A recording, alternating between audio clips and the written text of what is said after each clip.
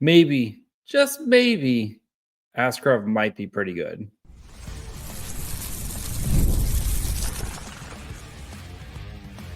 You're Locked On Sharks, your daily podcast on the San Jose Sharks, part of the Locked On Podcast Network, your team every day. Hello, welcome to Locked On Sharks, the premier hockey podcast covering your favorite team in the Bay Area. My name is JD Young, caretaker at the Reef, also the co-host of Locked On NHL. I want to thank you for making Locked On Sharks your first listen.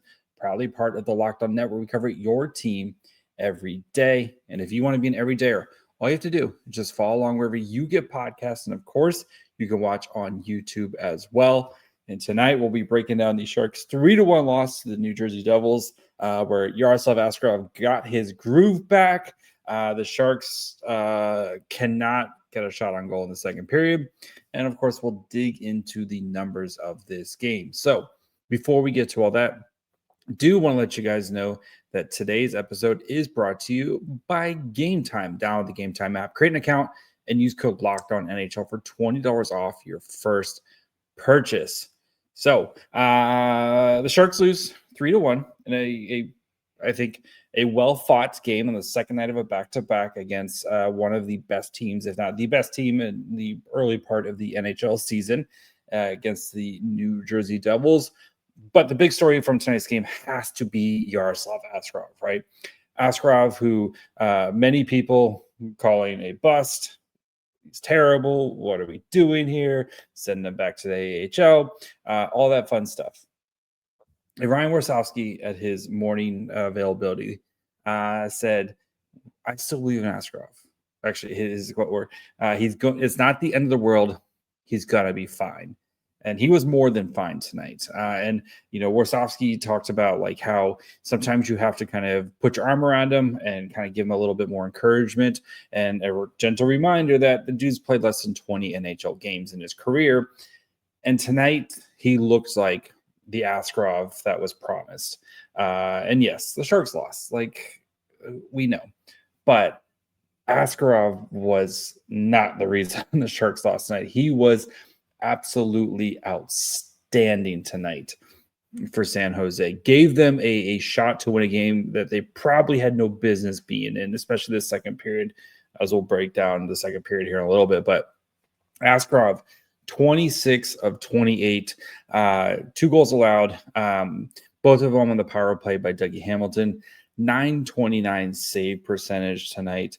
If you look at his numbers, on natural stat trick in all situations, 2 goals allowed, expected goals against 4.2. He saved 2 more goals than expected tonight, based on what the quality, and especially that first period goal, that save where he stretches out it like. That should be a goal. Like that should be a goal. Just absolutely highway robbery tonight. 10 high danger saves on 11 high danger shots, 8 of 9 on mid danger, and 9 for 9 low danger. You could tell just Askarov had his confidence tonight. And when Askarov is playing confidently, you can see like the results here. So just an absolute monster performance from Askarov. Like he was not the reason the San Jose Sharks lost this game. The Sharks lost because they couldn't generate offense, especially in the second period. And again, they're a very good Devils team. And I know there's no moral victories, but I feel like you can hold your head high coming out of this game and the performance that the Sharks gave for the most part. And you had a chance to tie this game late on and just couldn't find that second goal. But back to Askarov, though, like I think this could be that kind of light switch or light bulb moment for Askarov where things can kind of like he can take a deep breath, right? He knows like I can play big games in the NHL. I can play well in the NHL. I did it against one of the best teams in the NHL. Like again, this Devils team was, one of the 5 best offenses in the NHL, one of the 5 best power plays in the NHL heading into this game. And Askarov went toe to toe with this team here. And I think this is going to be kind of jumping off point where Askarov's going to start to hopefully build some momentum here. And I still think you definitely balance, keep doing the 50-50 split with Nedeljkovic and with Askarov. Like I would expect Nedeljkovic to play on Sunday against the Wild, but hopefully here Nedeljkovic or Askarov can take that deep breath now and start to really, settle into his role and realize I don't have to save the franchise today, right? I'm not going to save the franchise today, and start to build up some confidence and start to string together good games and really, become the goalie that we expected him to be. And right, you think about when he came to the Barracuda, right? His first 2 games of the Barracuda are like shutouts, and of course he played in the NHL for several years. He knew exactly what he was doing. He's used to the AHL schedule where it's right.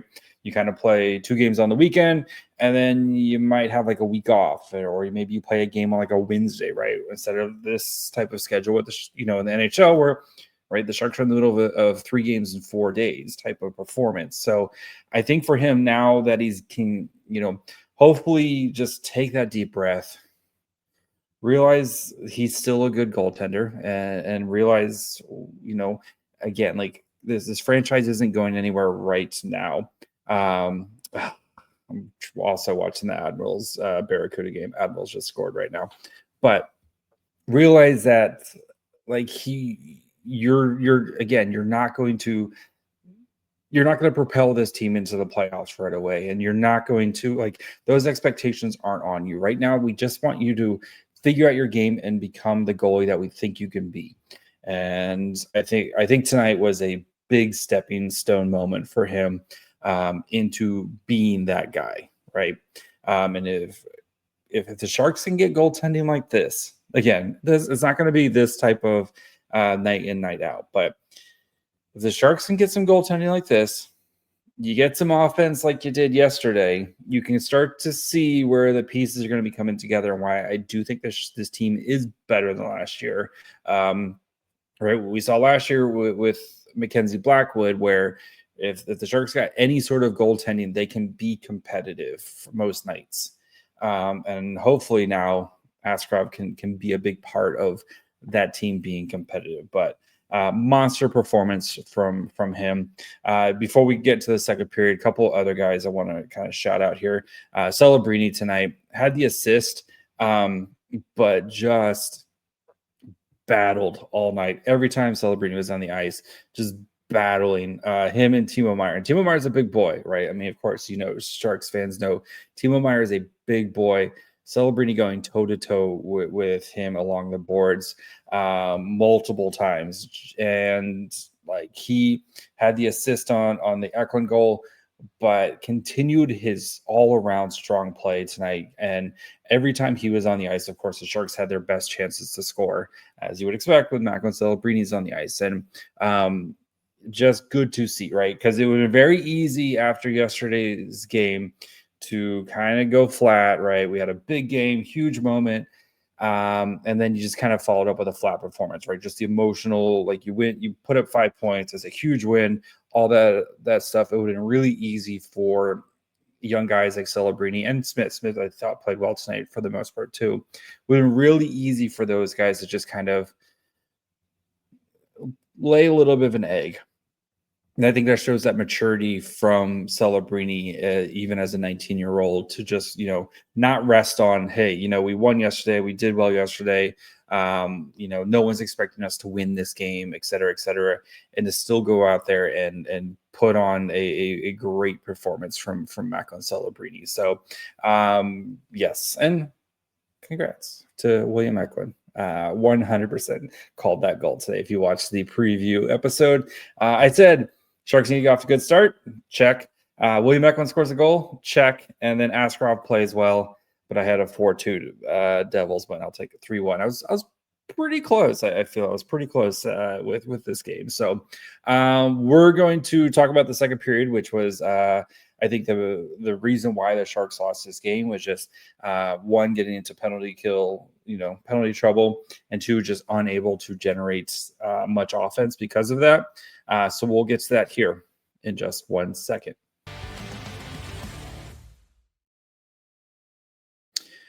Let's be real, making excuses doesn't solve anything. We've heard them all before. It's just stress. I'm tired. It happens to everyone sometimes, but when it comes to performance, sometimes your body just needs a little extra support.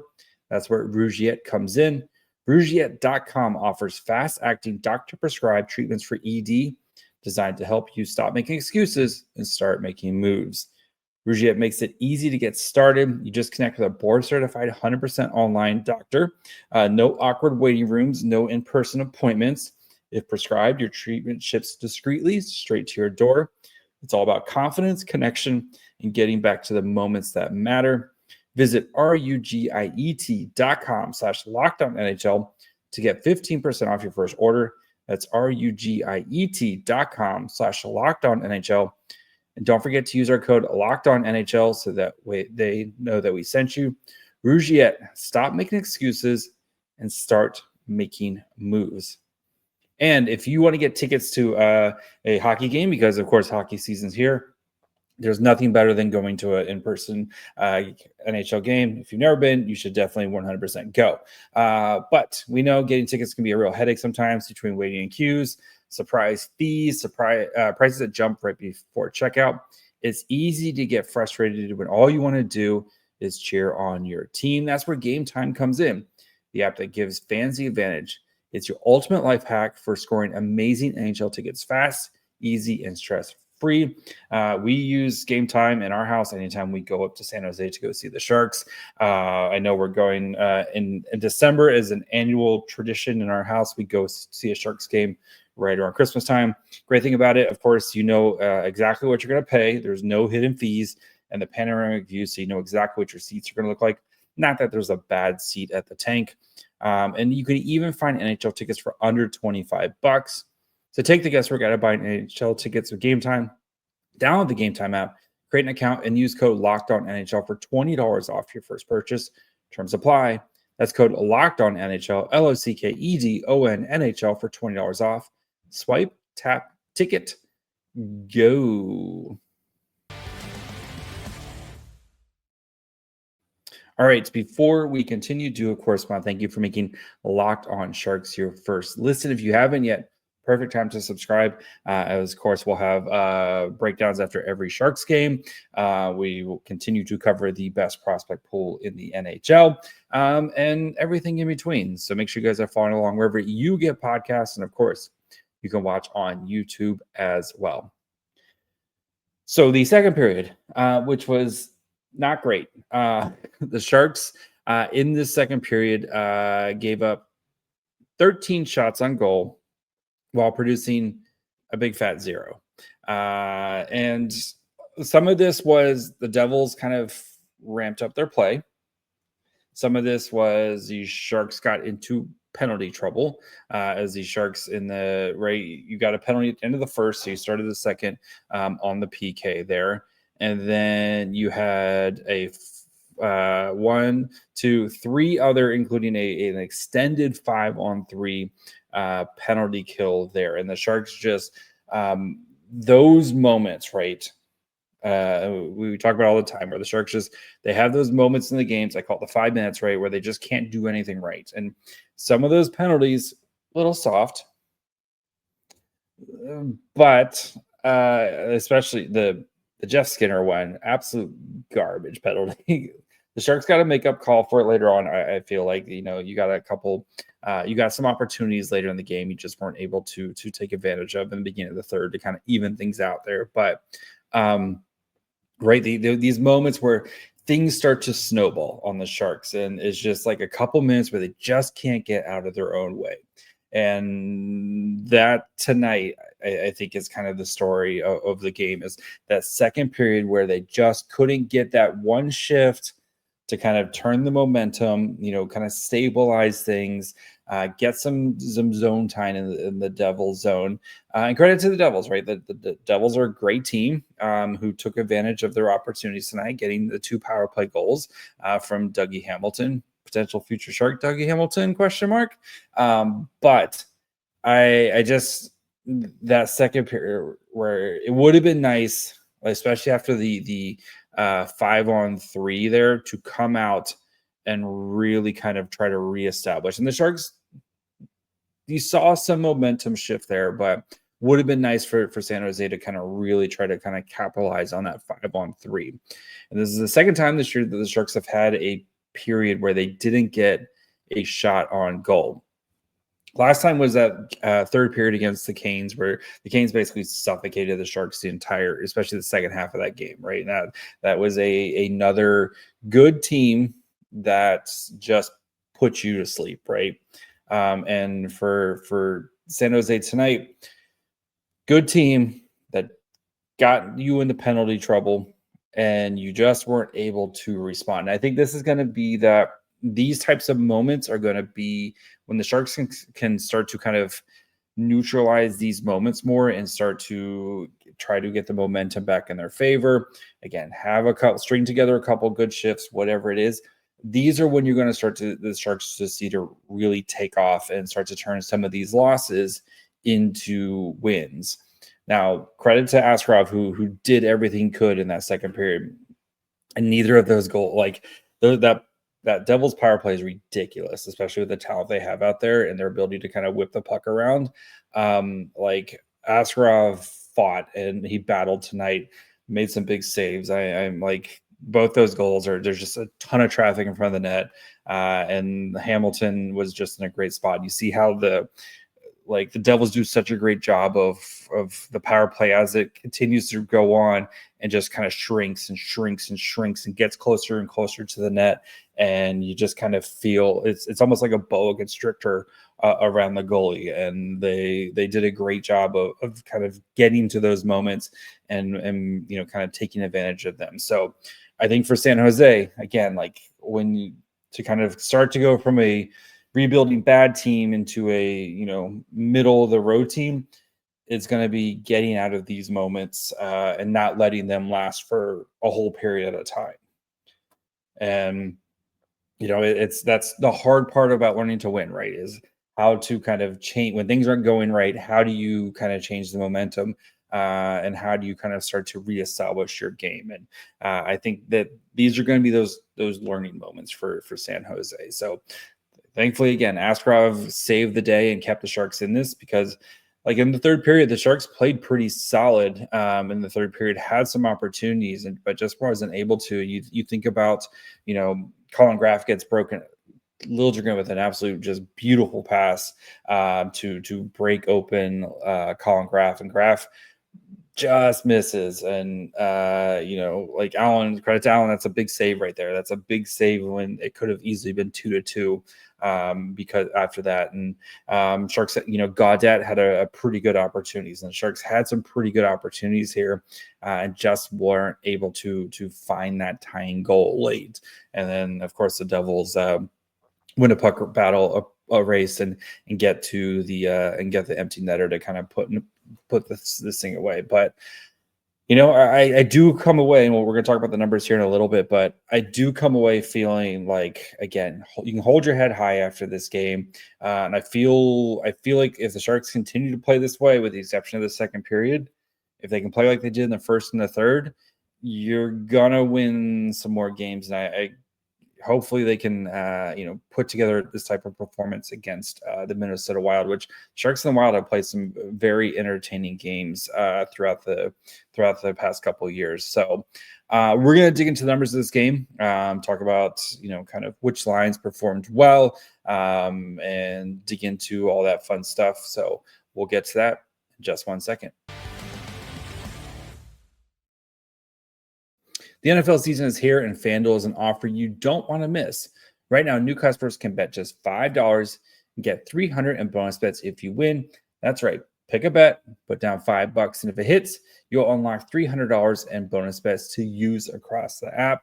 Great thing about FanDuel, it gives you so many ways to play. You can do parlays. So if you think maybe Bijan Robinson has a touchdown and the Falcons win as they play the Dolphins this weekend, probably feel like that's a pretty good thing to happen. You can do player props. You can even follow live lines during games.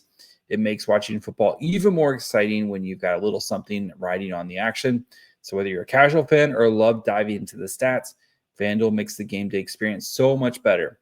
So what are you waiting for? Visit FanDuel.com to download the FanDuel app today and to get started. All right. Before we finish up tonight, of course want to thank you for making Locked On Sharks your first listen. For your second listen, check out the all-new Locked On NHL Game Night. Every game, every night until a Stanley Cup champion is crowned.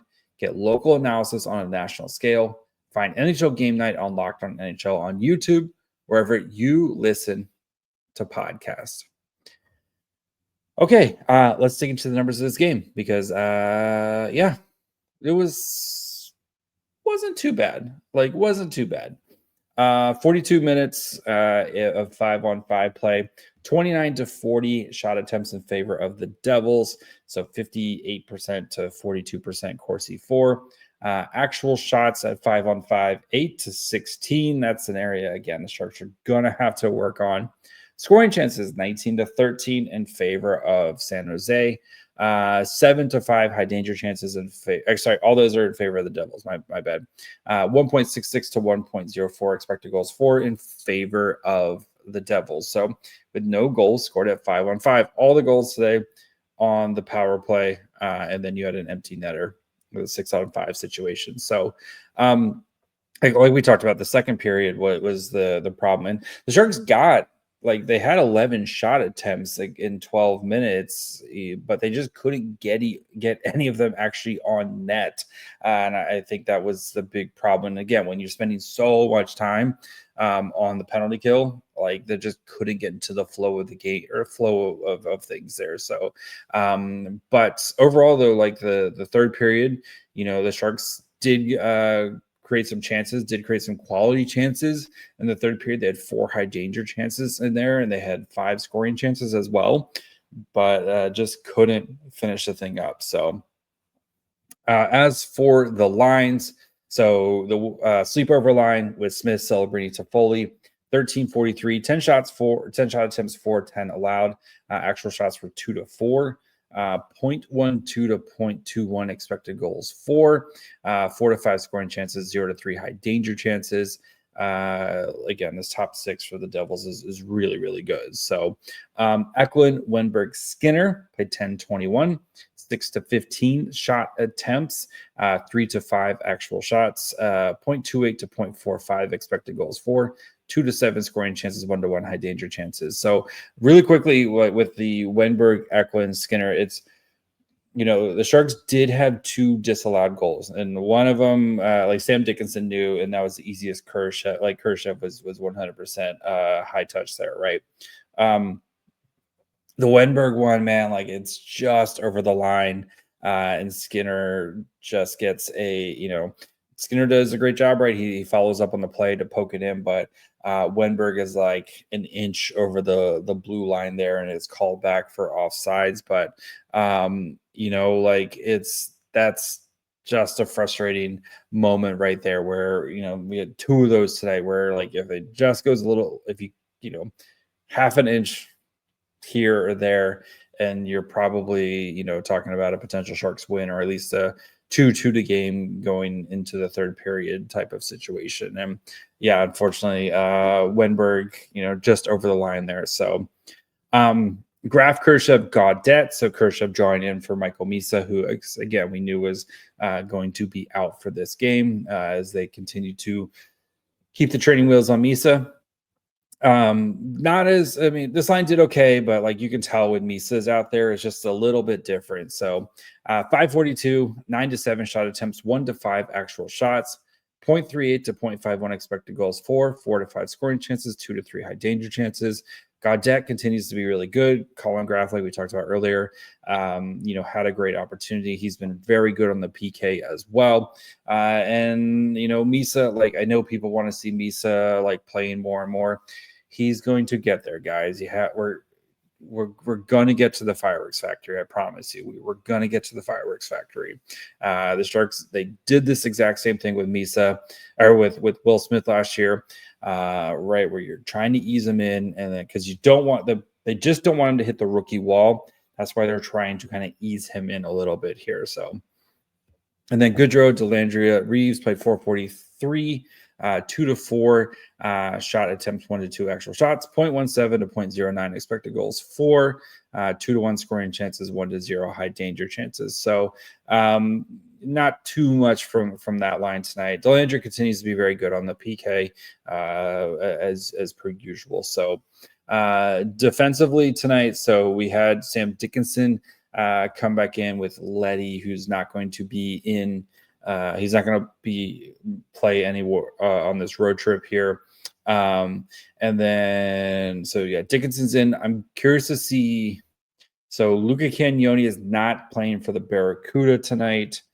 We don't know if Klingberg's going to be ready. So we might see Canyone recalled to meet the team in Minnesota and kind of go from there. I don't know if that means he's going to be in the lineup or not, but the Sharks, just to have a seventh defenseman, especially if Klingberg is not ready to go yet, and with Letty, who I would expect to probably go on IR at some point when they get back to San Jose, because I think it's a shoulder injury. We'll see, but so we'll see kind of how the Sharks kind of play this here. So Ferraro Ioria combo, 50% Corsi 4, 7 shots, 4-7 allowed. Dickinson Desharnais, 37.5, 3 Corsi, 3 shots, 4-5 allowed. And then Orlov Liljegren, 1 of 8, 11%. The defensive pairs that were all over the place tonight because of all the special teams and stuff like that. So a little bit harder to kind of draw, how they looked, just because again they were all over the place with the so much special teams tonight. So anyway, that's going to be it for me tonight. We'll be back on Sunday, so you'll have a YouTube preview episode that'll go up probably late morning because of when the Sharks play that day. So we'll 10 minutes to kind of break down the Sharks versus Wild game, get to know the Wild a little bit, and then we'll have a reaction to the Wild game on Sunday afternoon, Sunday evening. Hopefully the Sharks can end this road trip on a nice positive victory. I think coming out of this road trip, like I said, if you come out 2-2 and you played well against some of these teams, I think you're going to feel pretty good about your performance. So, but yeah, we'll be back Sunday night. Make sure you're following along wherever you get podcasts. And of course, you can watch on YouTube as well. Follow the show on Twitter, Facebook, Instagram, and on TikTok at Locked On Sharks. Follow me on Twitter and Blue Sky at My Fry Hole. Until Sunday. Bye, friends.